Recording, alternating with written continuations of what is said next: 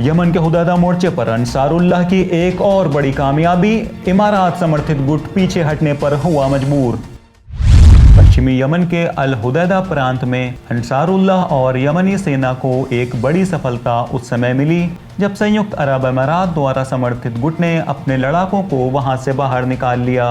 इमारात समर्थित लड़ाकों ने बयान तो ये दिया है कि उन्होंने स्वीडन में होने वाले समझौते के तहत इस मोर्चे से पीछे हटने का फैसला किया, लेकिन संयुक्त राष्ट्र संघ का कहना है कि इस गुट ने अपने फैसले के बारे में उसे किसी तरह की कोई सूचना नहीं दी। हुदैदा में यमनी सेना और अंसारुल्लाह को ये सफलता तब मिली है जब मारिब प्रांत में भी उसकी स्थिति बहुत मजबूत हो चुकी है। अल हुदैदा अब पूरी तरह यमनी सेना और अंसारुल्लाह के नियंत्रण में है और वहां से राजधानी सना की ओर जाने वाले राजमार्ग को खोल दिया गया है।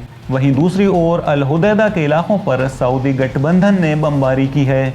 यमनी सेना और अंसारुल्लाह को मिलने वाली सफलता से विचलित सऊदी अरब ने इस इलाके में धुआंधार बमबारी कर दी, जिसमें कम से कम 4 लोग मारे गए, जिनमें 3 बच्चे शामिल हैं। अंसारुल्लाह के एक बड़े नेता मोहम्मद मुखैती ने मीडिया से बातचीत में कहा है कि हमारी कोशिश है कि लड़ाई के बगैर स्थिति संभल जाए। संयुक्त राष्ट्र संघ के उप प्रवक्ता फरहान हक ने कहा है कि इस बारे में उस संगठन ने राष्ट्र संघ को कोई सूचना नहीं दी जिसने अपने लड़ाकों को हुदैदा से बाहर निकाला है। सब्सक्राइब करिए विलायत न्यूज़ को ताकि ऐसे ही अहम खबरें आप तक पहुंचती रहें।